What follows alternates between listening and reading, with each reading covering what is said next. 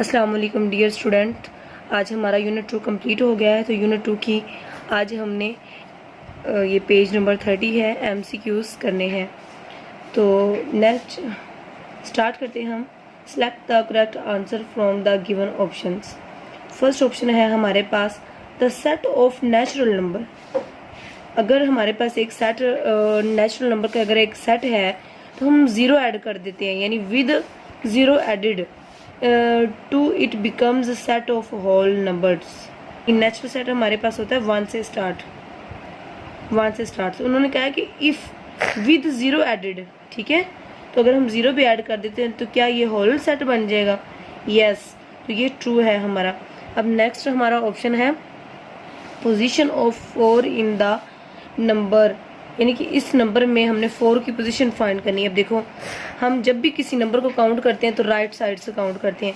Unit, tens, 100, 1000।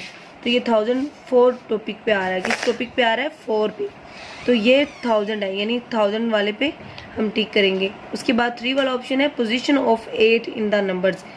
इस number में 8 की पोजीशन कौन सी है? अब ये यूनिट, 10, 100, 1000, 10,000 और लाख, तो ये लाख है। इसकी बी वाला ऑप्शन ठीक है इसका। उसके बाद है कि 5 वाला ऑप्शन है हमारे पास 5 बिलियन इज ग्रेटर देन 5 अरब। क्या 5 बिलियन 5 अरब से ग्रेटर है? तो ट्रू और फॉल्स। तो 5 बिलियन हमेशा 5 अरब से छोटे होते हैं, बट इन्होंने यहाँ पे लिखा हुआ है ग्रेटर देन, यानी 5 बिलियन ग्रेटर देन 5 अरब। तो ये रॉन्ग है, यानी फॉल्स है।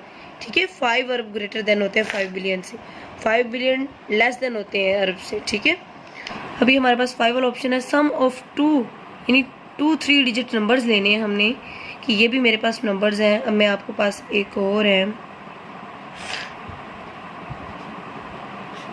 ये भी सम ऑफ 2 नंबर्स हैं, ये भी सम 2 नंबर्स हैं, बट इनकी डिजिट 3 है।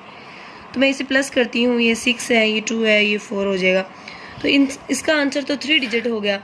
अब देखें कि उन्होंने कहा है कि क्या 2 नंबर्स यानी सम ऑफ 2 3 डिजिट नंबर हमेशा is always a 3 digit number, कि उनका आंसर भी हमेशा 3 डिजिट में आता है? तो नॉट ऑलवेज ट्रू, हमेशा सच नहीं होता, नहीं हमेशा सही जवाब नहीं आता। क्योंकि ये देखिए यहाँ पे आ गया। अब देखिए इसी क्वेश्चन में ये भी 2 नंबर्स हैं बट 3 डिजिट है। 3 और 4 होते हैं हमारे पास 7, 2 ऐसे ही आ जाएगा। 4 और 7 कितने होते हैं? 4 और 7 होते हैं हमारे पास 11। अब ये देखेंगे तो 4 डिजिट आंसर आ गया, इसलिए इसका आंसर है नॉट ऑलवेज ट्रू। नेक्स्ट हमारा जो ऑप्शन है वो है 1 million is equal to how many lakhs, कि 1 मिलियन में कितने लैक्स होते हैं हमारे पास? 1 मिलियन 1 लाख होता है, 1 मिलियन में 1 लाख में 10 मिलियन होते हैं। नॉन ऑफ दीज है, ये 1 मिलियन में 10 लाख होते हैं।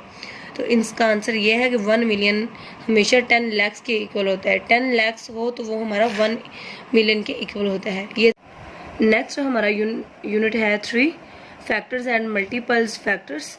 तो हम इसका इंट्रोडक्शन करेंगे आज। तो इंशाल्लाह नेक्स्ट हमारा लेक्चर जो होगा वो 3 एक्सरसाइज ए का होगा। जो हमारा 3 यूनिट है उसमें what is factor and multiples. What is factor? Factor क्या होता है? फैक्टर हमारे पास a number that divide an other number, यानी कोई ऐसा नंबर है जो किसी और नंबर पे डिवाइड होता है कम्प्लीटली, यानी कम्प्लीटली तौर पर डिवाइड हो जाता है without leaving a remainder is a factor of that number. यानी कि कोई ऐसा नंबर जो किसी दूसरे नंबर पे डिवाइड होता है और कम्प्लीटली डिवाइड होता है और रिमाइंडर हमारे पास 0 बचता है, तो उसे जिस नंबर पे वो पूरा डिवाइड हो जाता है उसे हम कहते हैं कि वो फैक्टर है। 8 डिवाइडेड बाय 2। अब हमने डिवाइड करना है, 8 है तो 8 को हम, ठीक है, 2 पे डिवाइड। अब 2 का टेबल पढ़ना है कि हमारे पास 8 आ जाए। ठीक है, तो 2 4 जार है हमारे पास 8। ओके, अब देखेंगे ये है डिवाइडर और ये है डिविडेंड। डिविडेंड कहते हैं जो डिवाइड होता है और डिवाइडर कहते हैं जो डिवाइड कर रहा होता है, यानी कि एक ऐसा नंबर किसी दूसरे नंबर पे डिवाइड होता है और कम्प्लीटली डिवाइड होता है कि रिमाइंडर जो है हमारे पास 0 होता है, और जो हमारे पास ऑब्टेन्ड आता है उसे हम कहते हैं, वो हमारा होता है फैक्टर। ठीक है, आई होप आपको समझ आ गई होगी कि फैक्टर क्या होता है। मैं आपको एक दफ़ा दोबारा रिपीट करके बता देती हूँ कि एक नंबर किसी दूसरे नंबर पर पूरा डिवाइड हो जाता है, यानी कम्प्लीटली तौर पर डिवाइड हो और रिमाइंडर हमारे पास ज़ीरो हो, तो जो आंसर होता है वो क्वेश्चन का फैक्टर होता है। ठीक है, अब ये देखिए इसका आंसर 4 आया है, तो ये 2 का फैक्टर है, यानी कि 2 का टेबल 4 तक पढ़ें तो आंसर हमारे पास 8 आता है। समझ में आ गई बात?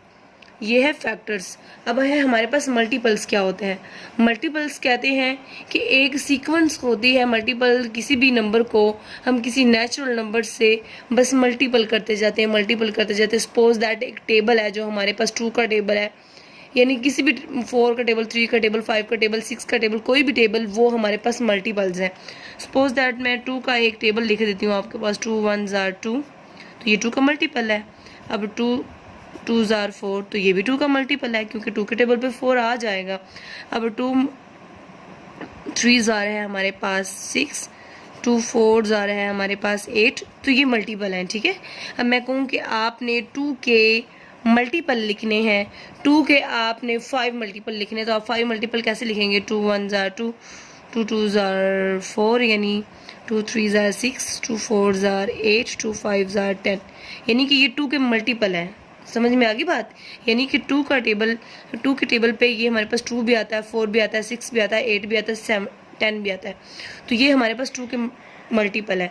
अब मैं आपको कहूँगी कि आप 5 के मल्टीपल लिखें, कि 5 के मल्टीपल लिखें, 5 के आप 10 मल्टीपल लिखें, तो 5 1s are 5, 5 2s are 10, 5 3s are 15, 5 4s are 20, 5 5s are 25, 5 5 3s are 30, और उसके बाद सो ऑन, यानी चलता जा रहा है हमारे पास। जैसे 5 7s are 35, 5 8s are 40, और 5 9s are 45, और 5 10s are 50। अंडरस्टैंड? ये है हमारे पास मल्टीपल्स।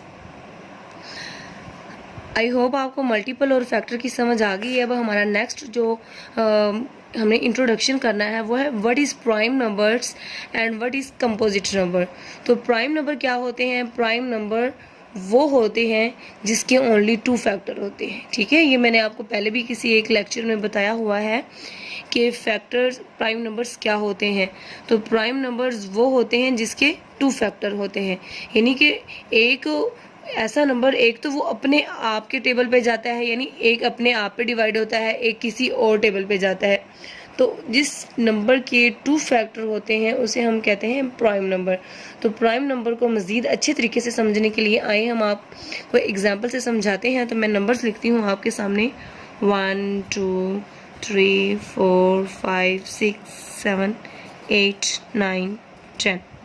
1 किस किस टेबल पे जाता है?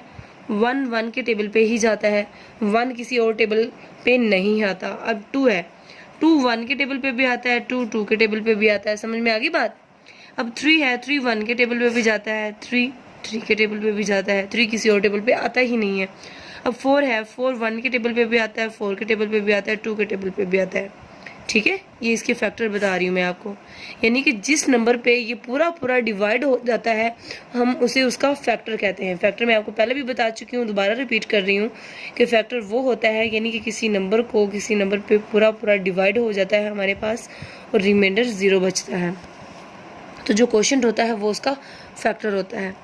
अब 5 1 के टेबल पे जाता है, 5 के टेबल पे भी जाता है, ये किसी और टेबल पे 5 आता ही नहीं है। अब देखिए 6 1 के टेबल पे भी जाता है, 2 के टेबल पे भी जाता है, 3 के टेबल पे भी और 6 के टेबल पे भी, 7 1 के टेबल पे भी, 7 के टेबल पे भी। अब 8 1 2 4 8, अब 9 1 3 9, अब 10 है 1 2 5 10। अब ये देखें कि जिस नंबर के 2 फैक्टर होंगे वो हमारे पास होगा प्राइम नंबर। समझ में आ गई बात? जिस नंबर के, अब देखिए 1 का हमारे पास एक ही फैक्टर है तो ये हमारे पास प्राइम नंबर नहीं है। अब 2 एक ऐसा इवन और प्राइम नंबर है जो प्राइम भी है और इवन भी है, क्योंकि 2 के हमेशा 2 फैक्टर है, यानी कि इवन भी है और प्राइम भी है। बाकी इसके अलावा जितने भी ओड नंबर हैं वो सारे हमारे प्राइम नंबर हैं। बस 2 एक ऐसा नंबर है जो इवन भी है और प्राइम भी है, क्योंकि प्राइम नंबर वो होते हैं जिसके 2 फैक्टर होते हैं। अब देखें 2 हमारे पास प्राइम नंबर है, 3 के भी 2 फैक्टर हैं, ये भी हमारे पास प्राइम नंबर है, 4 के 3 फैक्टर हैं, ये हमारे पास प्राइम नंबर नहीं है। अब देखिए 5 के 2 फैक्टर हैं तो ये हमारे पास प्राइम नंबर है।